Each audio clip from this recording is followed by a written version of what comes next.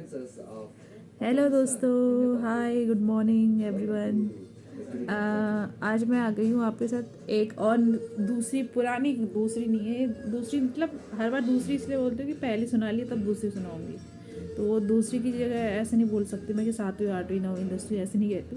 पहली सुना ली, उसके बाद दो जो दूसरी होती है, पहली सुना देती हूँ फिर दूसरी हो जाती है। तो ये कैलकुलेशन मैं ऐसे करती हूँ, पहली और दूसरी बस इसी तक रखती हूँ। ऐसे नहीं कहती कि सातवीं आठवीं नौवीं दसवीं ग्यारहवीं, मैं पहली दूसरी करती रहती हूँ। तो आज मेरी कहानी है एक छोटे से बच्चे की और उसकी माँ या शायद उसकी नानी या दादी कोई रहती थी उसके साथ, जिसके साथ वो रहता था घर में अकेले, गांव में।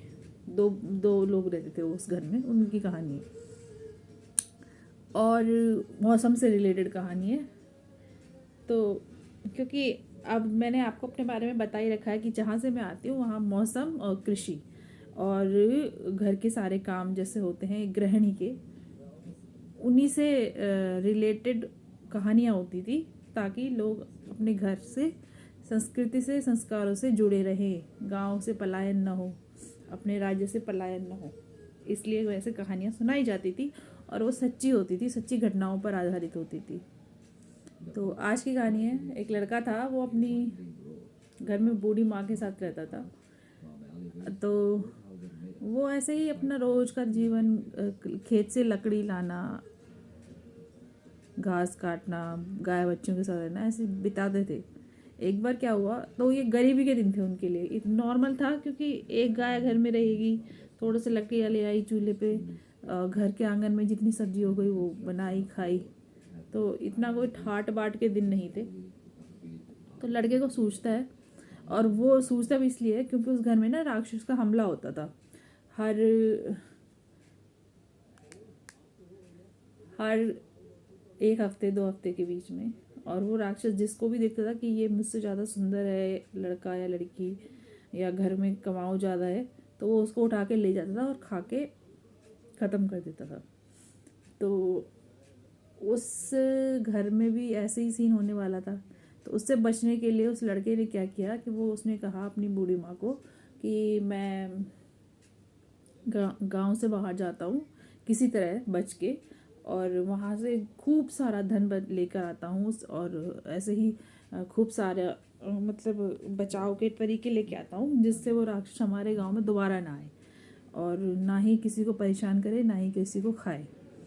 तो वो इसलिए गांव छोड़कर जाने की अपनी बूढ़ी माँ से गुजारिश करता है, और होता भी है, वो चला जाता है, किसी तरह बच बुच के जाता है, बाहर निकल जाता है, राक्षस को पता नहीं चलता और चला जाता है। तो उसकी बूढ़ी माँ घर पे ही रहती है, इंतज़ार करती है उसका। जब से कभी अगर बीच में जब तक वो गांव से बाहर था, अगर राक्षस आया भी होगा तो बच गई, वो घर के दरवाजे नहीं खोले हुए उन्होंने, क्योंकि वो चौक में आके शोर करता था कि पहले वो खूब तेज आंधी तूफान, जब भी वो आता था तो तेज आंधी तूफान आता था।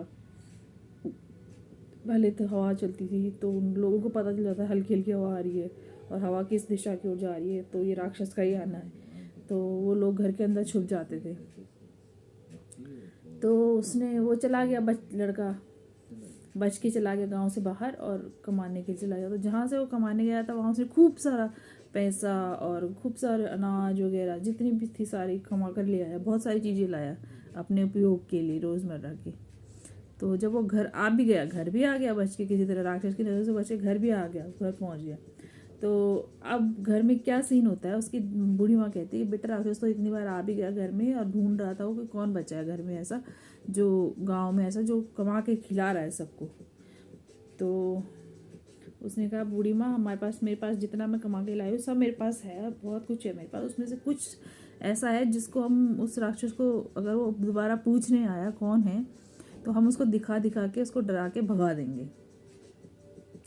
तो होता भी है। तो एक दिन राक्षस फिर आता है, फिर वो ऐसे काम कर रहे होते हैं अपने रोज़मर्रा के घर के आंगन में, और राक्षस की तेज हवा चलती है तूफान, और सबके सब डर के मारे वो गांव के लोग भी अंदर चले जाते हैं, और उस जिस घर में वो रहता था उस घर के लोग भी, वो मतलब बूढ़ी माँ, वो घर के अंदर दरवाज़ा बंद कर देते हैं।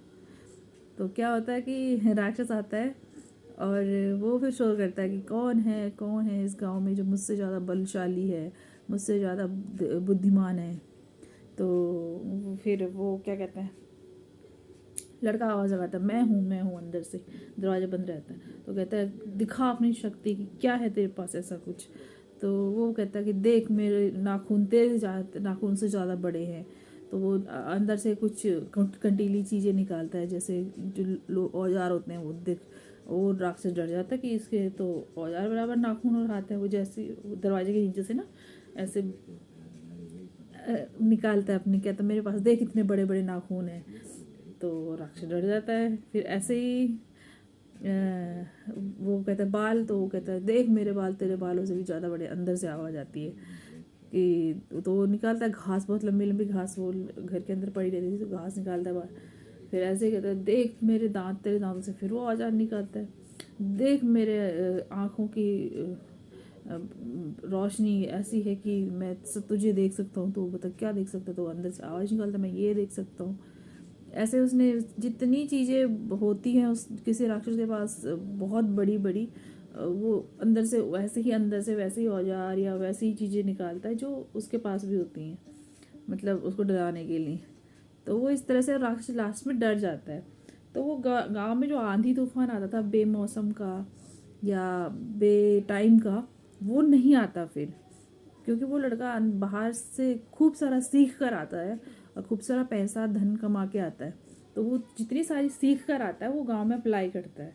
तो ये आपको समझ आ गया होगा कि कैसे मैं किस संबंध में कह रही हूँ, क्योंकि किस परिप्रेक्ष्य में कह रही हूँ, क्योंकि ये आप नॉर्मल कहानी है, पता चल रहा है कि कैसे एक गांव से पलायन रोका जा सकता है और कैसे अकल से काम लेकर हम किसी भी बड़ी जो दुर्घटना है उसको टाल सकते हैं। तो वो राक्षस ऐसे करता था, तो उसने राक्षस को डरा दिया। भाई वो सीख के भी आ गया, पढ़ के भी आ गया, उसने गांव में अपना दोबारा से वर्चस्व कर लिया और गांव के लोग भी खुश हो गए कि राक्षस को भगा दिया।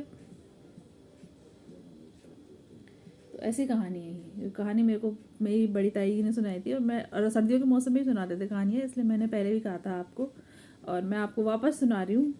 तो आप लोग अगर किसी को सीख मिलती है तो अच्छी बात है, और नहीं भी मिलती है तो भी अच्छी बात है, क्योंकि मेरा काम सुनाना था और एक दिशा निर्देश करने का काम होता है कहानी सुनाने वाले का काम। तो स्टोरी टेलर का काम कर रही हूँ मैं यहाँ पर यूट्यूब पे, खासकर ज़्यादातर मैं स्टोरी टेलर ही कर रही हूँ और अपने एक्सपीरियंस थोड़ा थोड़ा सुना रही हूँ, क्योंकि लोग कहते हैं कि स्टोरी टेलर अगर अपनी एक्सपीरियंस ना सुनाए तो वो फेक लगता है, तो इसलिए अपने एक्सपीरियंस भी सुनाने पड़ते हैं। तो इसलिए मैंने ये कहानी भी सुनाई आपको। अगर आपको अच्छी लगे तो लाइक शेयर कमेंट सब्सक्राइबर बढ़ाइए, मेरी अर्निंग हो जाएगी। तब तक के लिए टेक केयर, नमस्ते, बाय बाय।